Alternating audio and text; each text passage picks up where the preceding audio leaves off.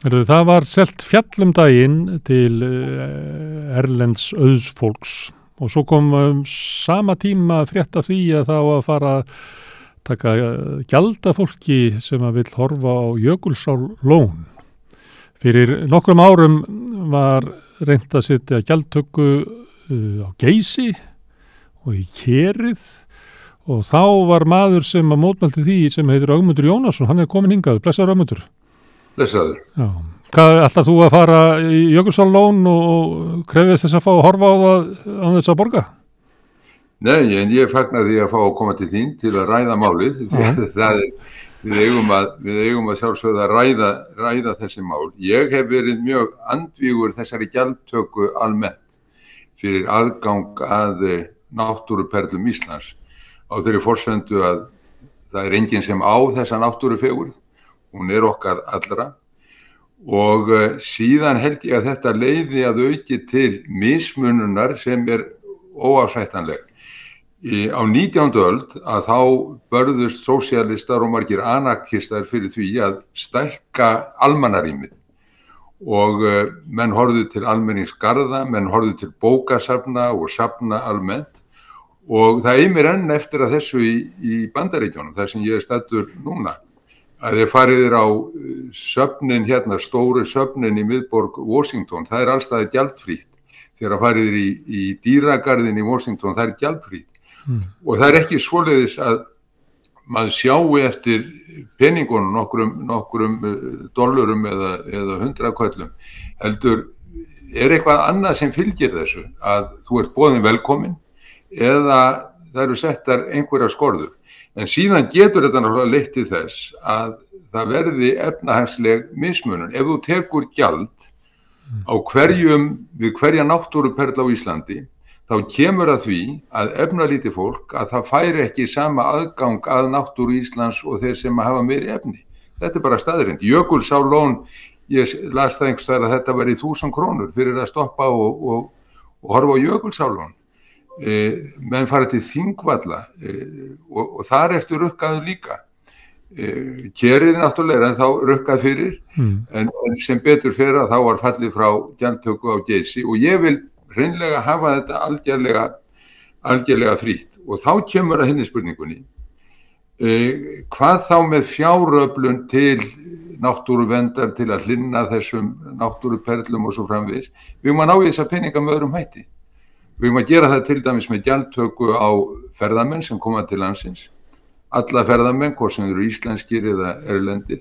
Þetta væri miklu heppilegri ráðstöfun held ég en svo að rukka við hverja náttúruperlu. En það ekki mikil andmæli við þessu með Jökulsárlón. Ég hef ekki orðið var við það. Hefur þú orðið var við eitthvað andmæli þessu? Að það sé verið að rukka með? Ég nú alltaf að hlusta á sjálfa mig núna og ég hef mjög ríkar skoðanir á þessu en staðreyndin svo að þegar að skoðuð þetta mál eins og svo mörg önnur, hvort sem kvótakerfið, einkavæðing heilbrigðisþjónustunnar eða þetta landsalan eða rukkun við náttúruperlur, það þjóðarviljinn, almannaviljinn mjög á einn veg. Það hafa allar kannanir leitt í ljós. Og ég man eftir því að þegar að umræðan stóð yfir breytingar á lögum fjárfestingar útlendinga í landi og reyndar auðmanna í landi, að þá var kona suður í Hafnarfirði, Jóna Imsland, sem ein á báti réðst í að safna undirskriftum. Og hún afhendi þessar undirskriftir ríkisstjórninni, það voru 10.000 manns sem ein manneskja safnaði. Hvað segir þetta okkur? Þetta gefur vísbendingu hver svona almannaviljinn og ég held að það sem að fólk geti verið sammála og eflaust sammála að við viljum hlúa að náttúruperlunum, við viljum fá peninga til að byggja göngustíga og gera það þannig úr garði að aðkoman sé ásættanleg, hafa salerni og svo framvegis. Og þetta allir sammála en á hinn bóginn vilja menn held ég fara aðrar leiðir til að afla fjárins. Ég held að það sé svona hinn almenni vilji. En það daginn var skessuhorn selt til kanadískra hjóna. sem áttu efnum fjalli. Hvernig slær þetta þig? Sko, ég hef hort á þetta svona með margt í huga. Sko, eignarhald á landi allt annað, hefur allt aðra þýðingu nú en það hafði fyrir 50 árum, allt annað. Land var notað til landbúnaðar, nú horfa menn til annara hluta, menn horfa til vassins, menn horfa reyndar upp í lofti líka til þær vindurinn, menn horfa til möguleika til orkunýtingar, menn horfa til vassins, menn horfa til annara þátta. Árið 1998 þá var gerð breyting á lögum rannsóknir og nýtingu auðlinda í jörðu. Lögin hétu það. Þetta var árið 1998 voru en örlagaríkasta breyting á lögum sem hér hefur verið gert. Og hún fól það í sér að lögfesta að eignarhaldi á landi fylgdi allt þar sem undir landinu öll efni í jörðu. Og það tekur til frumefna, efnasambanda í föstu formi, í fljótandi formi, óháð hitastigi. Við erum að tala um heitt vatn, við erum að tala um kalt vatn.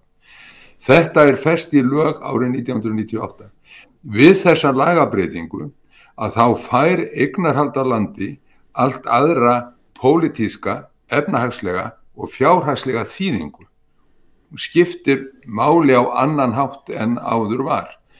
Og í ljósi þessa meðal annars að þá hef ég viljað horfa mjög gagnrýnið á hverjir þeir eru sem eru öðlast eignarhald á landi. Og þá það tvennt. Í fyrsta lagi ég á því að eignarhald á landi eigi ekki að fara út fyrir landsteinana. Mér finnst það skipta máli sem næst okkur. Að það annað ef nálægðin við eigandan þetta sem hún þó íslenska ríkisborgara að ræða, en þegar að eignin komin í verðbréfahöllina í London eða New York, það annað. Þannig ég hef hort til þessa, en síðan hef ég líka hort til hins, að ég vil ekki að auðmenn geti safnað hér upp á sína festi óendanlegum jarðeignum til að braska með. Og þetta eru hluti sem við erum hvort tveggja sem við erum að horfa til núna. Og ég reyndi mikið þegar ég var ráðherra að stemma stigu við þessu og ég vildi í fyrsta lagi útiloka alla aðra en íslenska ríkisborgara eða þá sem hefðu lögheimili á Íslandi til að geta eignast land hérna. Ég vildi gera það og því miður þá var fallið frá þeirri stefnu, svo sem kom á eftir mér Hanna Birna sem innanríkisráðherra, hún afnam reglugerð sem ég hef sett og sett undir stól lagafrumvarp sem lá fyrir þinginu og undir stólnum það enn því miður. Og síðan var það reyndar ekki á mínu borði þá að setja skorður við því að auðmenn næði í land. Þessum lögum síðan breytt núna 2020 og ég batt vonir við að menn myndu stíga miklu stærri skref en þó var gert. Það sem gerðist þá var reyndar, og það mjög jákvætt, að það var reynd að gera eignarhaldið allt sýnilegra, gagnsærra og sýnilegra og búi haginn fyrir raunhæfa landnýtingarstefnu. Það eitt sem að þarf að horfa til að menn að taka land úr landbúnaði, bútað allt sundur undir sumarbústaði eða einhver svona slík verkefni. Þetta eitt. Þetta var jákvætt. Í annan stað að það voru settar ákveðnar skorður við kaupum auðmanna utan EES-svæðisins. Það var gert.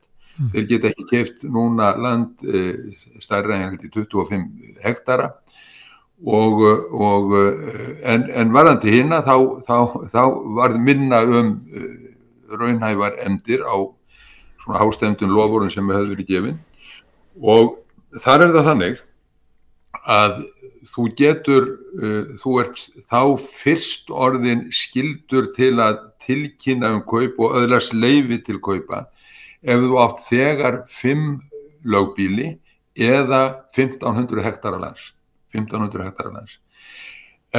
Og síðan getur ráðherra sem sagt bannað kaupin og skuli gera það að öllu jöfnu, eins og segir í lögunum, að öllu jöfnu ef þú komin yfir 10.000 hektara.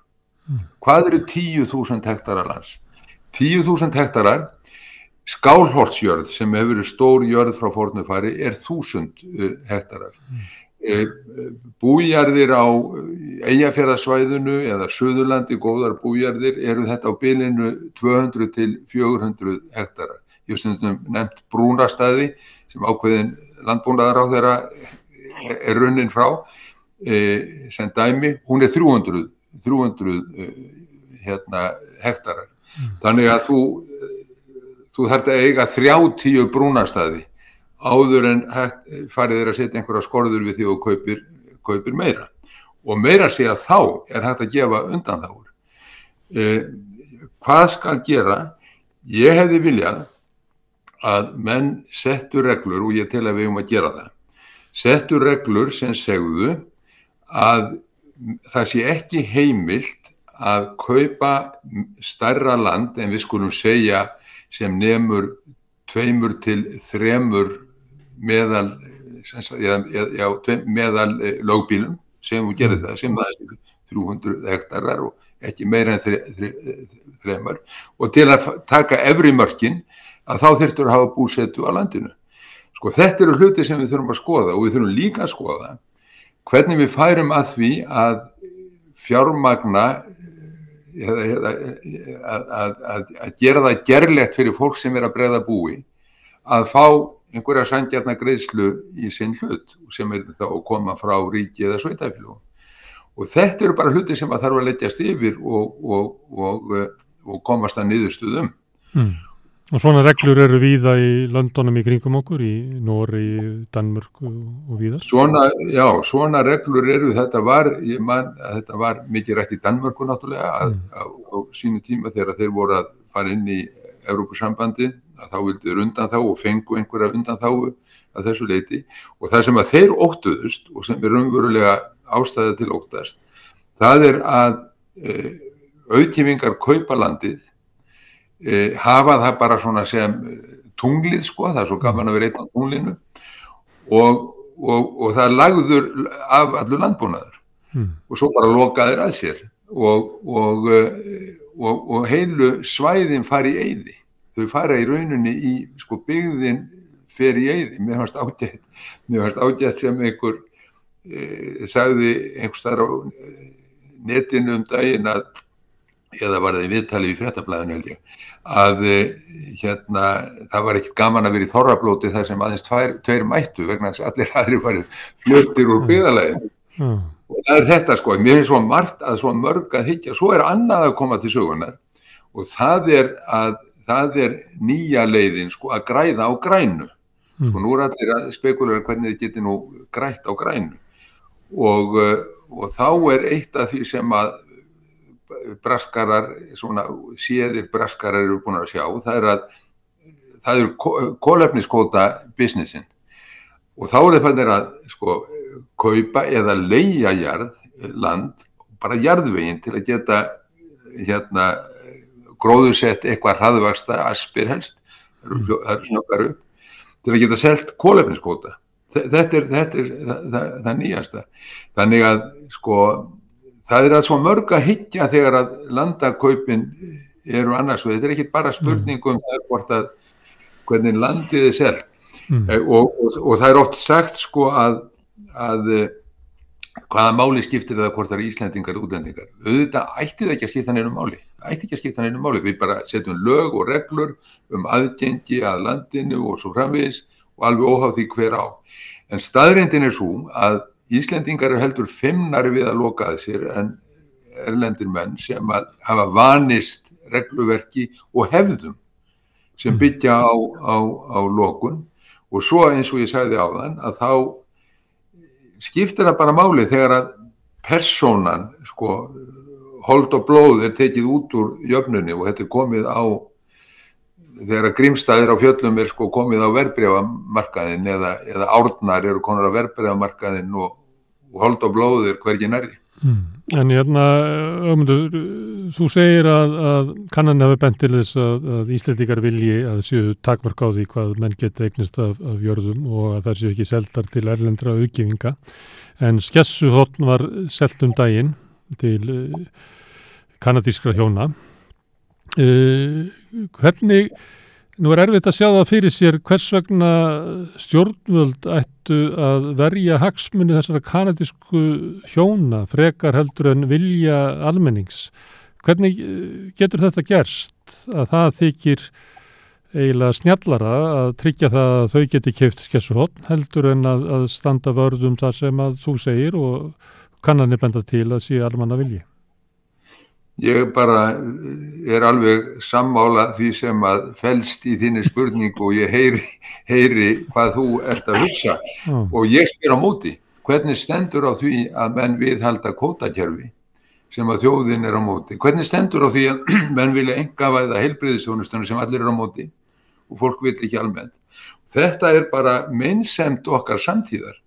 En þar gætu við séð fyrir okkur að það var einhver æskuvinur Þorsteins Má á þingi eða einhver sem hefði verið með tengsl við eigendur klíningarinnar en ég held að enginn þekki þessi kanadísku hjón.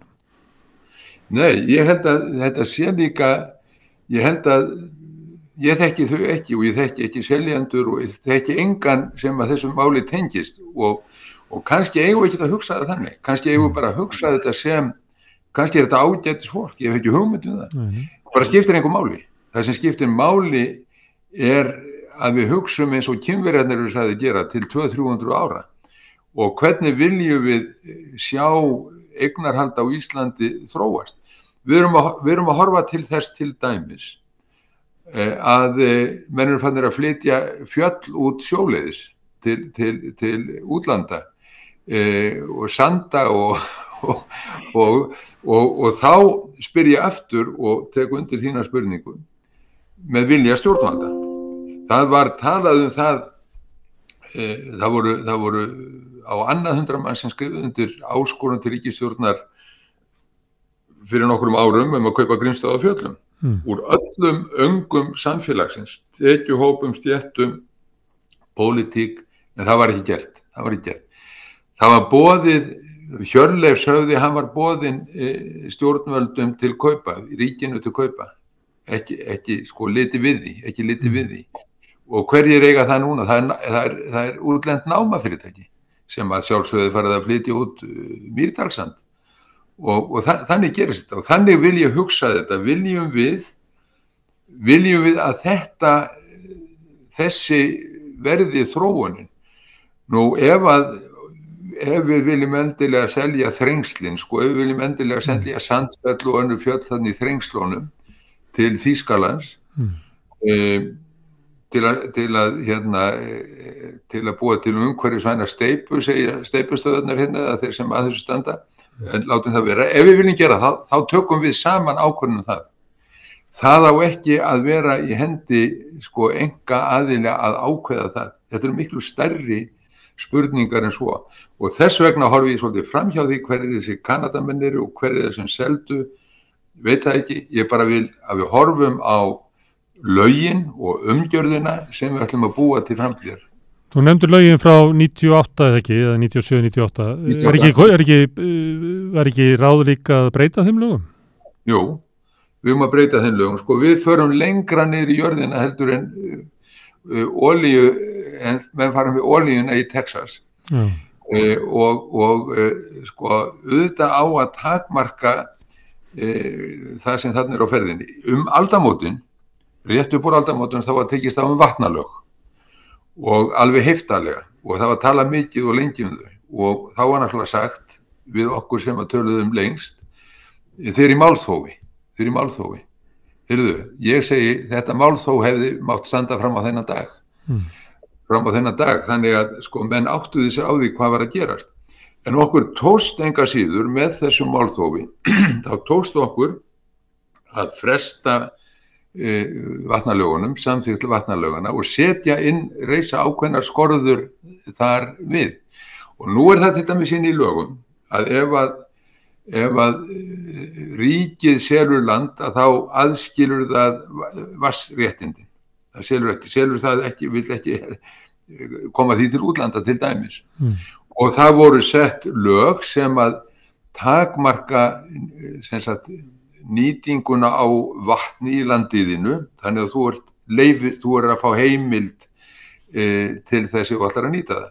en þó þú mátt nýta vatnið undir landinniðinu að þú mátt nýta 70 lítra á sekúndu og ef þú margfaldar 70 lítra á sekúndu með 60 og farið mínútuna og með 60 til að fá klukkutíman og sinnum 24 þá ertu komið með 6.048.000 lítra af vatni. Það er orðin sæmileg svona átöfunar versmiðja og þú mátt nota þetta til eigin nota og síðan til iðnaðar og annars slíks. En þetta eru þó skorður, þetta eru þó skorður og auðvitað eigum að taka á þessum málum sko og horfa til allra þessara laga sem að snerta þessi mál og þegar við tölum eignarhaldið á landi þá eigum við að horfa til aðgengis almennings að landinu og annara þátta. Við eigum að hafa allt undir